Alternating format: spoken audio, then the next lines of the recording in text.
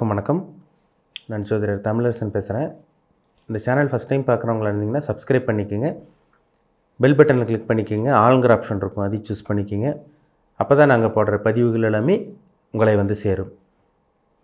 இன்றைக்கி நம்ம இந்த பதிவில் பார்க்க போகிற தலைப்பு சனி வக்ர பயிற்சி.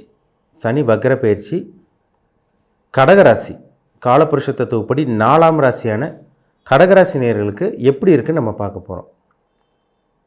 கடகராசி, உங்கள் ராசி அதிபதி சந்திரன்.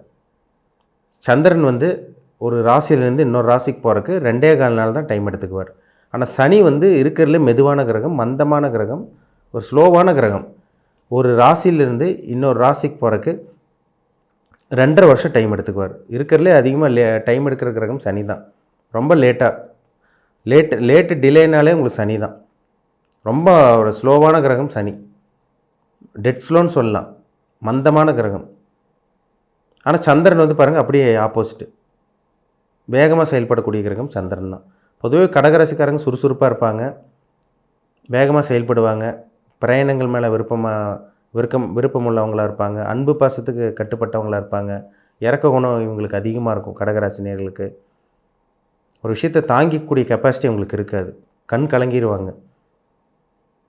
ஒரு மனித நேயம், ஒரு யதார்த்தமான ஒரு சில விஷயங்கள்லாம் பாருங்கள் கடகராசி நேயர்கள்கிட்ட பார்க்கலாம். யதார்த்தமாக நடந்துக்குவாங்க. நிறையா கடகராசிக்காரங்க பாருங்கள் குழப்பவாதியாக கூட இருப்பாங்க. ஏன்னா சந்திரனுங்கிறது நீர் கிரகம். நீர் வந்து பார்த்திங்கன்னா ஒரு தண்ணியில் ஒரு கல்லை தூக்கி போட்டால் கலங்கி போகும் பார்த்திங்களா, அதே மாதிரி தான் குழப்பவாதியாக இருப்பாங்க. கற்பனை வளம் மிக்கவங்களாக இருப்பாங்க. ஒரு விஷயத்தை நினச்சா அதையவே ஆழ்ந்து சிந்திக்கக்கூடிய இது வந்து பார்த்திங்கன்னா கடகராசி நேயர்கள் தான். ஆனால் நல்லவங்களாக இருப்பாங்க.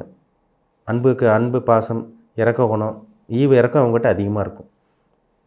இப்போ இந்த சனி வக்கரமாகறனால என்னென்ன விஷயங்கள் நடக்கும்னு பார்த்தோம்னா, ஏன்னா உங்களுக்கு 8ல் சனி இருக்கார். 8ஆம் இடத்துல சனி இருந்து அஷ்டம சனி போயிட்டுருக்கு உங்களுக்கு. இப்போ எதாக இருந்தால் உங்களுக்கு தடையாக போயிட்டுருக்கு. உங்களுக்கு வேலையில் பிரச்சனை இருந்திருக்கும், தொழிலில் பிரச்சனை இருந்திருக்கும், எதாக இருந்தாலும் உங்களுக்கு பிரச்சனை தான், தடையாகவே போயிட்டுருக்கு உங்கள் வாழ்க்கை. முன்னேற்றம் இல்லை, வளர்ச்சி இல்லை. 2023லேருந்து நீங்கள் அசிங்கமானப்பட்டுருக்கீங்க, பணப்பிரச்சனையில் இருக்கீங்க, கடன் தொல்லை உங்களுக்கு அதிகமாக இருக்குது, தேவையில்லாத பிரச்சனைகள் உங்களை சுற்றி நிறைய பிரச்சனைகள் தேடி வந்துட்டுருக்கு உங்களுக்கு. ஆனால் இப்போ இந்த 8ஆம் இடத்துல இருக்க சனி வக்ரமாகறனால ஒரு சில விஷயங்கள் அப்படியே உங்களுக்கு மாறும். சில மாற்றங்களை பார்க்க போகிறீங்க.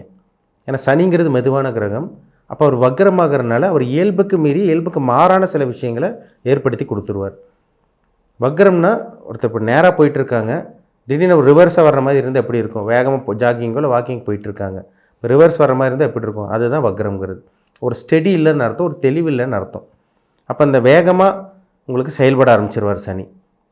ஒரு மெதுவான கிரகம் வக்ரம் அடைகிறதுனால தன்னோட இயல்புக்கு மாறான சில விஷயங்களை கண்டிப்பாக கொடுத்துருவார். இப்போ மெதுவான கிரகம் வேகமாக செயல்பட போகுதுன்னு அர்த்தம்.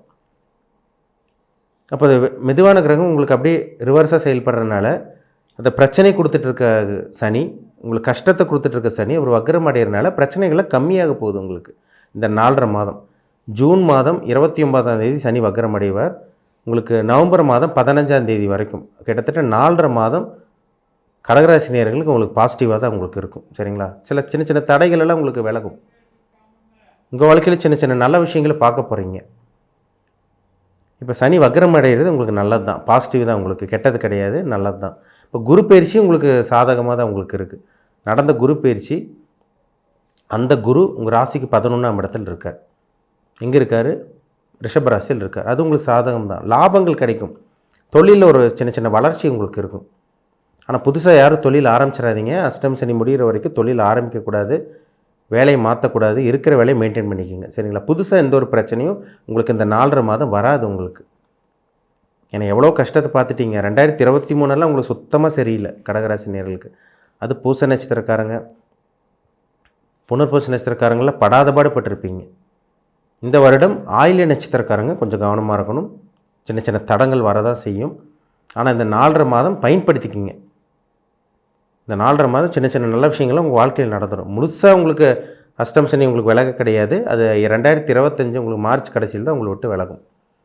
ஆனால் இந்த சனி வக்ரம் அடைகிறனால உங்களுக்கு சின்ன நல்ல விஷயங்கள் உங்கள் வாழ்க்கையில் நடந்துடும். சரிங்களா? புதுசாக பிரச்சனை ஆரம்பிக்காது உங்களுக்கு. ஒரு சில பேருக்குள்ள புதுசாக பிரச்சனை உருவெடுக்கும். புதுசாக பிரச்சனை உங்களுக்கு ஆரம்பிக்காமல் இருக்கும். கவலைப்படாதீங்க. உங்களுக்கு இருந்து வந்த அந்த தடைகள், பிரச்சனைகள், கஷ்டங்கள் இதெல்லாமே கொஞ்சம் கம்மியாகும் இந்த 4.5 மாதம்.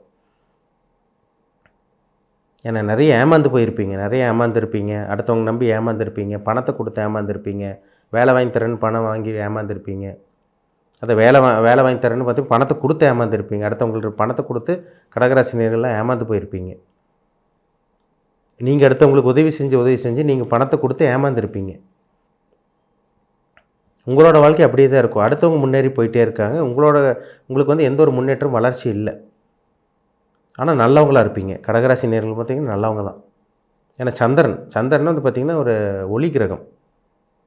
உங்கள் ஜாதகத்தில் சந்திரன் வந்து பார்த்திங்கன்னா என்ன நிலைமையில் இருக்கார் பாருங்கள். ரொம்ப முக்கியங்க. சந்திரன் வந்து பார்த்திங்கன்னா உடல் காரகன், மனோகாரகன் சந்திரன். நீர் கிரகம். சந்திரன் வந்து நீர் கிரகம். ஜாதகத்தில் வந்து சந்திரன் வந்து தேய்பிரையில் இருக்காரா, வளர்பிரையில் இருக்காரா, அதாவது வளர்பிறை சந்திரனா இல்லை தேய்பிரை சந்திரனா பாருங்கள். அது ரொம்ப முக்கியம். மனதுக்கு அதிபதி சந்திரன், உடல் காரகன் சந்திரன், உடலுக்கு அதிபதி சந்திரன் தான். இப்போ சந்திரன் ஜாதகத்தில் கெட்டு போச்சுன்னா மைண்ட் அவங்க ஸ்டடியாக வேலை செய்யாது. ஏதோ குழப்பத்திலே இருப்பாங்க. ஹெல்த் ப்ராப்ளம் வரும். அடிக்கடி ஹெல்த் பிரச்சனை, உடல் ஆரோக்கியத்தில் பிரச்சனை எதுவும் இருந்துகிட்டே இருக்கும். அதனால் சந்திரன் ரொம்ப முக்கியம். சனி எங்கே எங்கள் ஜாதகத்தில் எங்கே இருக்காரு பாருங்கள். நல்லா இருக்காரா, கெட்டு போயிருக்காருன்னு பாருங்கள். ஏன்னா ஆயுளுக்கு அதிபதி சனி தான், தொழிலுக்கு அதிபதி சனி தான். இப்போ சனி 8ஆம் இடத்துலேருந்து வக்ரமடைகிறனால அந்த அசிங்கம், அவமானம், கண்டம் இதெல்லாம் உங்களுக்கு இருக்காதுங்க. அது எல்லாமே கம்மியாக போகுது. பிரச்சனைகள்லாம் கம்மியாக போகுது. வண்டி வாகனத்தில் மட்டும் கொஞ்சம் கவனமாக போங்க, சரிங்களா? 8ல் சனி இருந்து வக்ரமாகறனால ஒரு சில பேர்த்துக்கு வாகனத்து மூலமாக சில பிரச்சனைகள் வரக்கு வாய்ப்பு இருக்குது. வண்டி வாகனத்து மூலமாக சில பிரச்சனைகள் வரும். எல்லாத்துக்கும் நடந்துடாது, ஒரு சில பேர்த்துக்கு, சரிங்களா? வண்டி வாகனத்தை மட்டும் கவனமாக போங்க. யாருக்கும் ஜாமீன் கையெழுத்து போடாதீங்க, சரிங்களா? யாருக்கும் ஜாமீன் கையெழுத்து போட்டு மாட்டிக்காதீங்க. அந்த மாதிரி விஷயங்கள்லாம் ஒரு சில பேர்த்துக்கு நடக்கும். இந்த சனி வக்ரம் அடைகிறனால புதுசாக அதிகமாக உங்களுக்கு பிரச்சனை உங்களுக்கு ஆரம்பிக்காது. புதுசாக பிரச்சனை வராது. உங்களுக்கு இருந்து வந்த அந்த கஷ்டங்கள், பிரச்சனைகள் இதெல்லாமே கொஞ்சம் கம்மியாகும் உங்களுக்கு சனி வக்ரம் அடைகிறனால, சரிங்களா? ஏன்னா மனக்கசப்பு, போராட்டம், பிரச்சனைகள், கடன் தொல்லை, வியாதி இதெல்லாமே சனி உங்களுக்கு கொடுத்துட்டு இருப்பார். சனி வக்ரம் அடைகிறனால இதெல்லாமே உங்களுக்கு கம்மியாக போகுது. நல்ல ஒரு காலகட்டம் சொல்லிடலாம். சூப்பர்னு சொல்லிட முடியாது, ஒரு நல்ல ஒரு காலகட்டம். அருமையாக இருக்குன்னு சொல்லிட முடியாது, ஒரு சுமாரான ஒரு காலகட்டம், ஒரு நல்ல ஒரு காலகட்டம் சொல்லலாம். ஒரு மனுஷனுக்கு தேவை என்ன? நிம்மதியான தூக்கம், தேவையான அளவுக்கு பணம், குடும்பத்தில் பிரச்சனை இல்லாமல் இருக்கிறது, நிம்மதியான வாழ்க்கையை வாழ்கிறது. இதுதான் எல்லா ஒரு மனுஷனும் எதிர்பார்ப்பாங்க. இந்த 4.5 மாதம் உங்களுக்கு இருந்து வந்த தடைகள், பிரச்சனைகள் எல்லாமே கம்மியாகிறனால கண்டிப்பாக உங்களால் நல்ல ஒரு வாழ்க்கையை வாழ முடியும். நல்லபடியாக பயன்படுத்திக்கிங்க. உங்கள் ஜாதகத்தில் மற்ற கிரகங்களெல்லாம் எப்படி இருக்குது, உங்கள் வயசு என்ன ஏஜில் இருக்கீங்க, உங்களுக்கு என்ன தசாபுத்தி போயிட்டுருக்கு, இனிமேல் என்னென்னலாம் உங்கள் வாழ்க்கையில் நடக்கும், என்ன கர்மாவில் இருக்கீங்க, நல்ல கர்மாவில் பிறந்திருக்கீங்களா, கெட்ட கர்மாவில் பிறந்திருக்கீங்களா, இனிமேல் உங்களுக்கு நல்லது நடக்குமா, கெட்டது நடக்குமா, இது எல்லாமே அவங்கவுங்க தனிப்பட்ட ஜாதகத்தை பார்த்தா தான் நம்ம 100% 100% துல்லியமாக சொல்ல முடியும். உங்கள் பிறப்பு ஜாதகம், உங்கள் தனிப்பட்ட ஜாதகம் பார்க்கணுன்னு விருப்பப்பட்டீங்கன்னா கீழே இருக்க வாட்ஸ்அப் நம்பருக்கு உங்கள் ஜாதகத்தை அனுப்பிச்சி விடுங்க.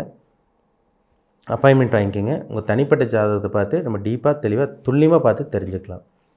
என்ன தொழில் பண்ணலாம், என்ன பிஸ்னஸ் பண்ணலாம், வேலைக்கு தான் போகணுமா இல்லை பிஸ்னஸ் பண்ணலாமா, வியாபாரம் பண்ணலாமா, கூட்டு தொழில் பண்ணலாமா வேண்டாமா, திருமணம் ஆகக்கூடிய காலகட்டம் எந்த டைமில் வரும், கூட்டு தொழில் வந்து பார்த்திங்கன்னா சக்ஸஸ் ஆகுமா இல்லை ஃபெயிலியர் ஆகுமா, வெளிநாடு போகலாமா வேண்டாமா, எந்தெந்த ராசிக்காரங்க உங்களுக்கு நண்பர்களாக அமைவாங்க, உங்களோட அதிர்ஷ்ட நிறம் என்ன, லக்கி கலர் என்ன, லக்கி நம்பர் என்ன, எப்போ செட்டில் ஆவீங்க, லைஃப்பில் எப்போ செட்டில் ஆவீங்க, எப்போ நல்லா இருப்பீங்க, இந்த மாதிரி அனைத்து விதமாக உங்களோட கேள்விகளுக்கும் உங்களுக்கு தெளிவாக பதில் கிடச்சிரும். மீண்டும் அடுத்த பதிவில் சந்திக்கும் வரை உங்களிடமிருந்து விடைபெறுவது உங்கள் ஜோதிடர் தமிழரசன்.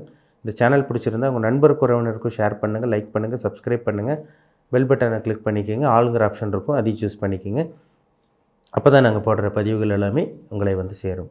நன்றி, வணக்கம்.